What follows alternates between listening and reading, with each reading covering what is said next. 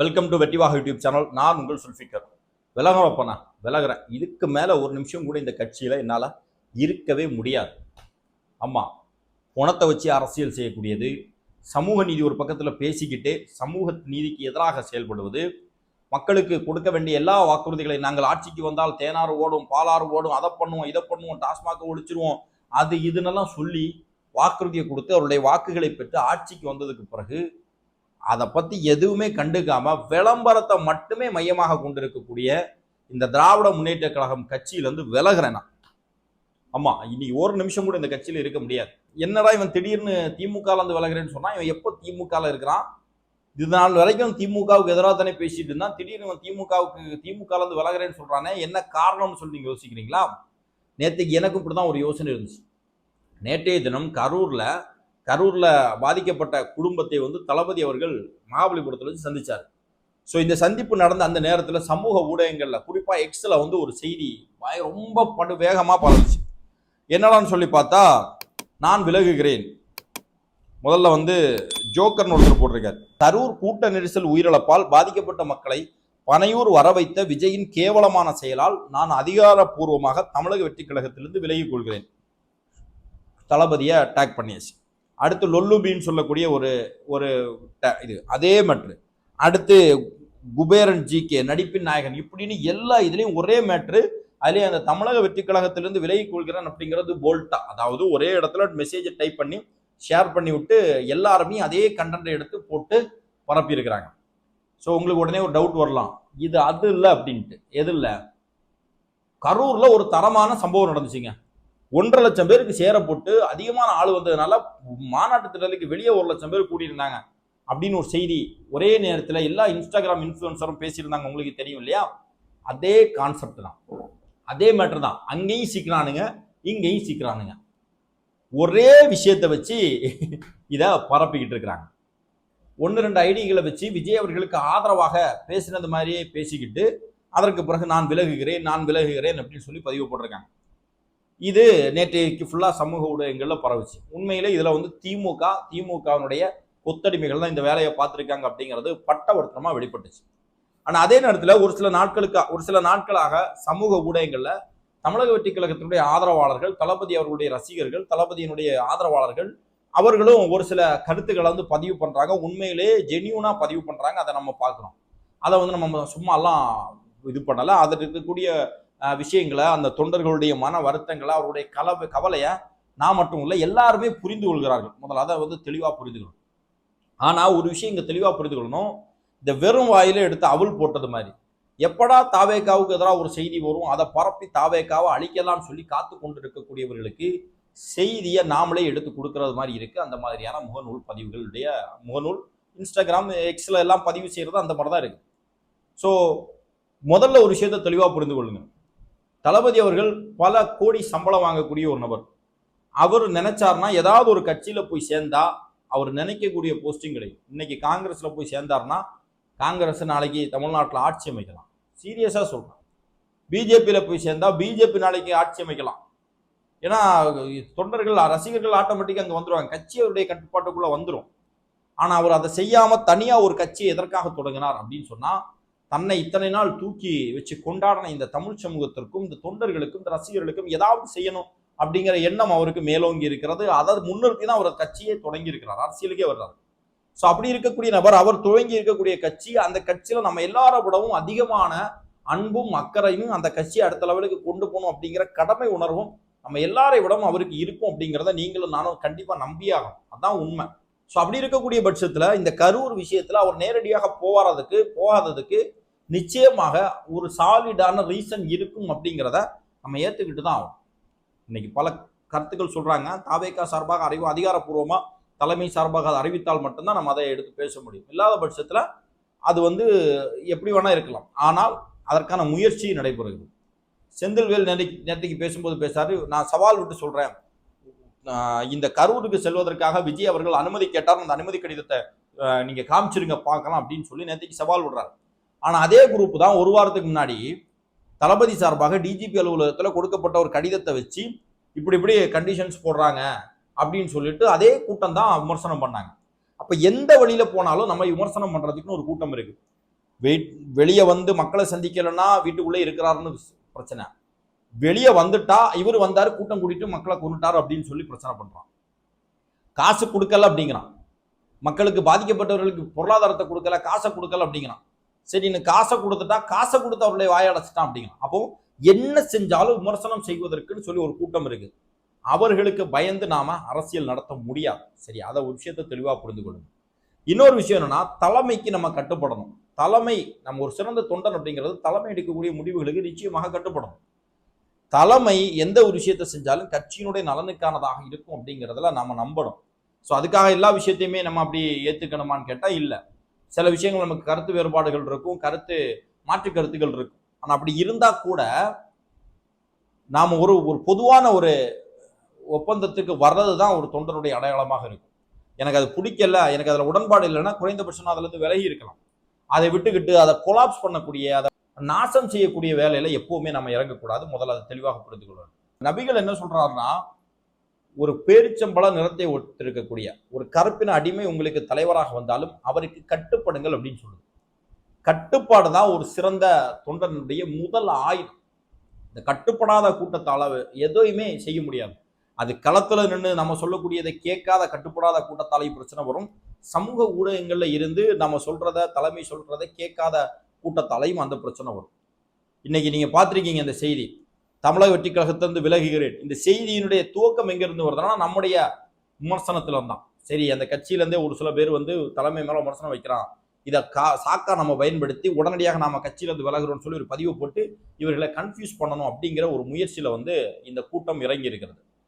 ஒரு நமக்கு எதிராக, விஜய் அவர்களுக்கு எதிராக செய்திக்கு விளம்பரத்துக்கே, வீடியோக்கு விளம்பரத்துக்கே 17 கோடி 20 கோடி செலவு பண்றாங்கன்னா நமக்கு எதிராக பேசக்கூடியவர்களுக்காக எத்தனை கோடி ரூபாய் செலவு பண்ணுவாங்க? அதுல ரொம்ப தெளிவாக இருக்கணும் அன்பு சகோதரர்களே. அப்ப எந்த அளவுக்கு அவர்கள் இறங்கி வேலை பார்க்குறாங்க அப்படிங்கிறத பாருங்க. ஸோ இந்த இடத்துல தான் நம்ம ஒரு அரசியல் களத்துல வரோம். ஸோ அப்போ நம்ம சமூக ஊடகங்கள்ல ரொம்ப கவனமா அதை பதிவு செய்யணும். அதே நேரத்தில் தலைமையும் தொண்டர்களுடைய உணர்வுகளை புரிந்து கொண்டு குறைந்தபட்சம் அவர்களுக்கான தகவலையாவது பதிவு செய்யணும். அப்படி பதிவு செஞ்ச இந்த மாதிரியான பிரச்சனைகள் இருக்காது. ஆனா இந்த விஷயத்துல வந்து தலைமை வந்து ரொம்ப ஜெனியூனா விஜய் அவர்கள் மேல இன்னும் அளவு கிடந்த அன்பு நமக்கு வருது. நிச்சயமா சொல்றேன். இந்த கரூர் விஷயத்தை வச்சு அவர் நினைச்சிருந்தா அரசியல் செய்திருக்கலாம், ஆனா அவர் செய்யல. நேற்றைக்கு கரூர் மேட்ரு இந்த மகாபலிபுரத்துக்கு போகும்போது எல்லாருமே என்ன சொல்றான்னா, போட்டோ ஷூட் நடத்த போறாங்க அப்படின்னு. ஒரு பத்திரிகையாளரை கூட உள்ள அனுமதிக்கல. நம்ம சார்பா ஒரு போட்டோ வீடியோ எதுவுமே எடுத்து நம்ம ரிலீஸ் பண்ணல. ஆனா இந்த திமுக கூட்டம் இருக்கு இல்லையா, துப்புரவு பணியாளர்களை சந்திக்கும் போது எடுத்த புகைப்படத்தை அதை எடுத்து ஷேர் பண்ணிக்கிட்டு அந்த துப்புரவு பணியாளர்களை அந்த குடும்பத்தார் நினைச்சிட்டு கேவலமா திட்டுறான். இதுல நம்ம ஒரு லெவலுக்கு மேல போய் அது உண்மைத்தன்மை என்ன அப்படிங்கிறத வெளிப்படுத்துறதுக்கு அப்புறம், அது தெரிஞ்சதுக்கு அப்புறம் மீண்டும் மீண்டும் அதையே ஷேர் பண்றான். அந்த அளவுக்கு மோசமான ஒரு கூட்டமா இருக்கு. அதற்கு பிறகு நேத்தைக்கு நீங்க எல்லாம் பார்த்துருப்பீங்க, ஒரு ஏஐ வீடியோ உண்மையிலே ரொம்ப கடுப்பா இருக்கு. இவனுங்க கூடவா நம்ம அரசியல் பண்றோம் அப்படிங்கிற எண்ணம் வந்துருச்சு. ஒரு ஏஐ வீடியோ பணத்தை வச்சு அரசியல் பண்றான்.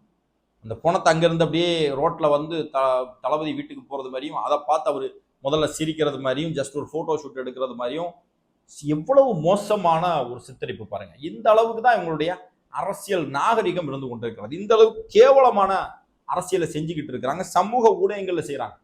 ஸோ அப்படி இருக்கக்கூடிய பட்சத்துல நாமளும் அதை புரிந்து கொஞ்சம் நடந்துக்கணும் அன்பு சகோதரர்களே.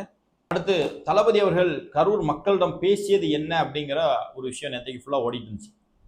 செய்தி சேனல்கள் அஸ்யூஷலா அவனுக்கு என்ன நடக்குதுன்னே தெரியாது. அவரால் எழுதினார், அழுதார், காலில் விழுந்தார், மன்னிப்பு கேட்டார், காலை கழுவினார், கட்டி பிடித்தார், அழுதார் அப்படின்ட்டு அவனுக்கு இஷ்டத்துக்கு எழுதுனான். ஆனா இது எதுவுமே பெருசா என் உண்மை அப்படிங்கிறது நமக்கு தெரியாது.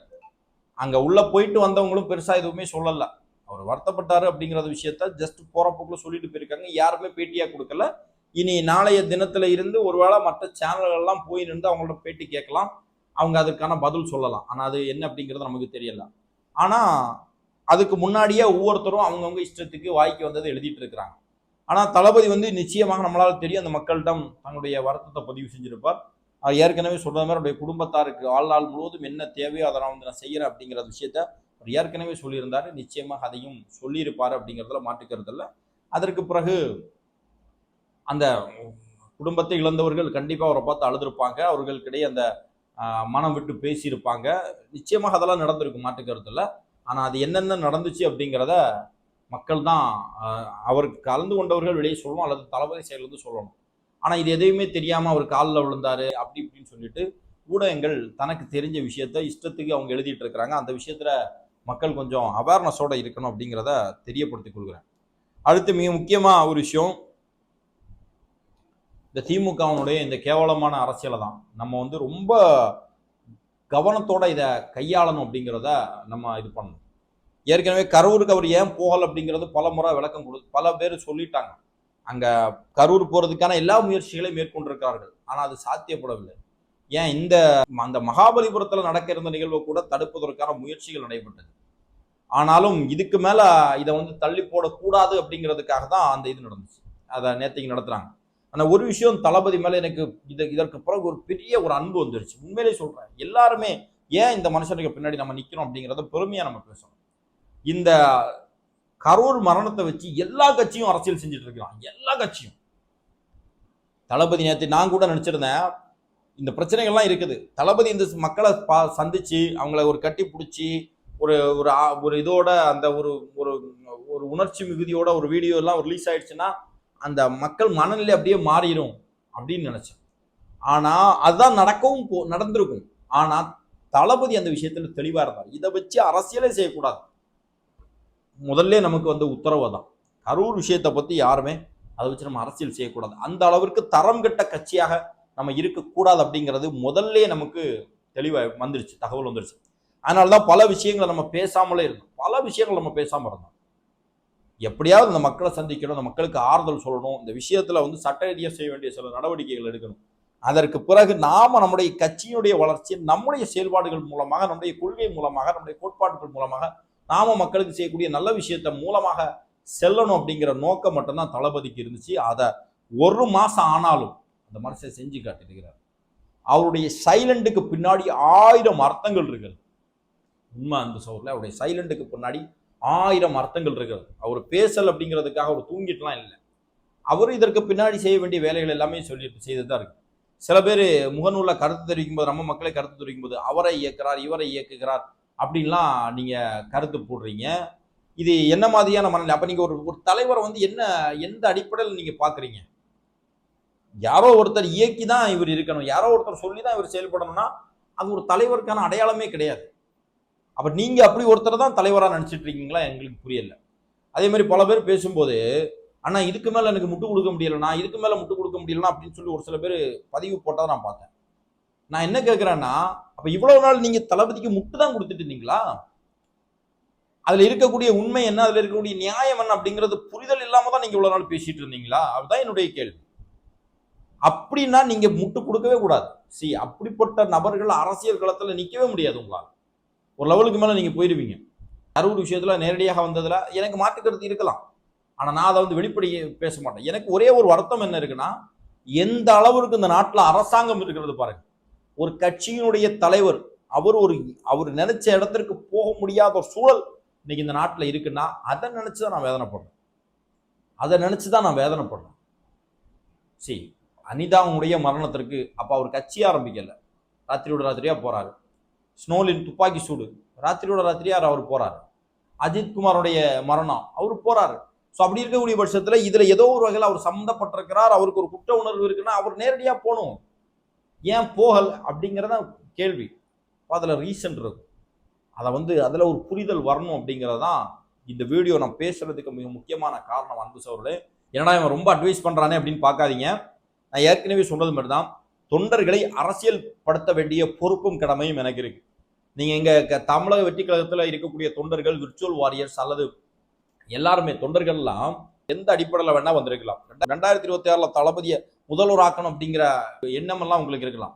ஆனா என்னுடைய நோக்கம் என்னன்னா, ஒரு ஒரு பெரிய ஒரு இளைஞர் சக்தி தாவேகாவை நோக்கி வந்திருக்கு. இந்த இளைஞர் சக்தியை அரசியல் படுத்தணும், பக்குவப்படுத்தணும். இந்த இளைஞர் கூட்டத்தை அரசியல் படுத்தினா பக்குவப்படுத்துறது தான் விஜய் அவர்களுடைய பெரிய சக்சஸா நாம நினைக்கிறோம். ஏற்கனவே அதற்கான தூபம் போடப்பட்டிருக்கிறது, அதற்கான விதைகள் தூவப்பட்டிருக்கிறது. ஆனா அதை சரியாக கையாளலையோ அப்படிங்கிற சந்தேகம் எனக்கு இருக்கிறது. நான் உட்பட அதை செய்ய தவறிட்டேன். டெய்லி யாருக்காவது பதில் கொடுக்குறோம், அதை கொடுக்குறோம், இதை கொடுக்குறோமே தவிர நம்முடைய தொண்டர்களை அரசியல் மயமாக்கப்பட வேண்டிய அந்த அந்த விஷயத்துல கவனம் செலுத்தாம விட்டது தவறுதான். இனி அப்படி கிடையாது. தொடர்ந்து நம்ம சொல்லுவோம். இதை நீங்க அட்வைஸா நினைச்சுக்கிட்டாலும் சரி, அல்லது ஒரு பயிற்சின்னு நினைச்சுக்கிட்டாலும் சரி, தொடர்ந்து ஆதரவு கொடுங்கள். அதிகமான நபர்களுக்கு இந்த வீடியோக்களை கொண்டு போங்க. ஒரு அறிவார்ந்த ஒரு கூட்டமாக, மக்கள் மீது அக்கறையும் சமூகத்தின் மீதான பார்வை தெளிவான கண்ணோட்டத்தோடு இருக்கக்கூடிய ஒரு கூட்டமாக தமிழக வெற்றி கழகம் மாறணும். எவன்லாம் இன்னைக்கு நம்மளை பார்த்து தற்கூரின்னு சொல்றானோ அவன் எல்லாம் நம்மளை பார்த்து தாவேக்காவா அறிவுஜீவிகள் இருக்கக்கூடிய ஒரு கட்சி, மக்களுக்கு நன்மை செய்யக்கூடிய, மக்களுக்கு ஒரு பிரச்சனைன்னு சொன்னா அதற்கான தீர்வை சிந்திக்கக்கூடிய, யோசிக்கக்கூடிய, செய்து காட்டக்கூடிய ஒரு கூட்டம் தாவேக்கா அப்படின்னு சொல்லிட்டு நம்மை விரும்பக்கூடியவர்களாக மாற்றணும். ஒரு விஷயத்தை தெளிவாக புரிந்து கொள்ளுங்கள். சமூக ஊடகங்களை நம்ம எதிர்க்கிறதுல ஒரு 50% திமுக காரனா, மீதம் இருக்கக்கூடிய ஒரு 50% நடுநிலை சமூகத்தை சேர்ந்தவர்களாக இருக்கிறார்கள். அவருக்கு நம்ம மேல ஒரு போதாமையும், நம்ம மேல ஒரு சந்தேகமும் இருக்கிறது. அந்த சந்தேகத்தை உடைத்து எறிய வேண்டிய பொறுப்பு நமக்கு இருக்கு. புரியுதா? அதை நம்ம உடைச்சு எறிஞ்சிட்டோம்னா அவர்களெல்லாம் நம்முடைய ஆதரவாளர்களாக மாறுவார்கள் அப்படிங்கிற எண்ணமும் உங்களுக்கு இருக்கட்டும். அன்பான சகோதரர்களே, இந்த வீடியோ சம்பந்தமாக உங்களுடைய மேலான கருத்துக்களை பதிவு செய்யுங்கள். நன்றி.